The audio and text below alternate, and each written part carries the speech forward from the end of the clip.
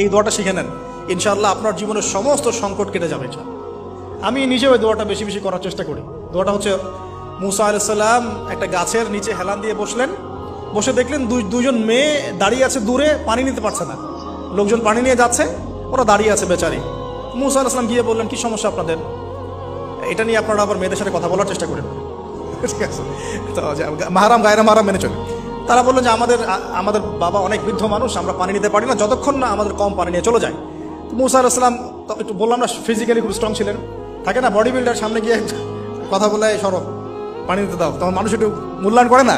মুসা আলাইহিস সালাম এভাবে পানি নিয়ে দিলেন এবং বাছুরদেরকে পানি পান করালেন, করিয়ে গাছের নিচে এসে বসে আছেন। বসে বসে তিনি দোয়া করছেন, এই যে দোয়াটা তিনি দোয়া করছেন, রব্বি, একটা নেক কাজ করলেন, নেক কাজ করলেন না, মানুষের উপকার করলেন, নেক কাজ করে এসে গাছের নিচে বসে দোয়া করছেন, আল্লাহ এখানে তো আমার খাবার পানি বাসস্থান কিছুই নাই, আমি কি করব?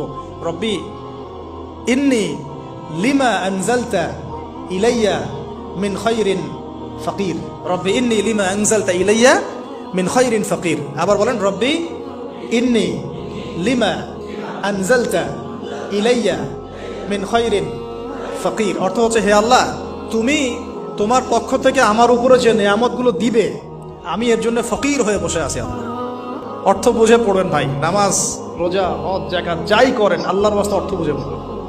অর্থ বুঝে পড়লে আপনার ইবাদতের স্বাদ পাবেন, তৃপ্তি পাবেন, আল্লাহর সাথে কানেকশন হবে, আল্লাহর নূর পাবেন, মাআরিফত পাবেন, সত্য স্বপ্নও দেখবেন তখন ইনশাআল্লাহ।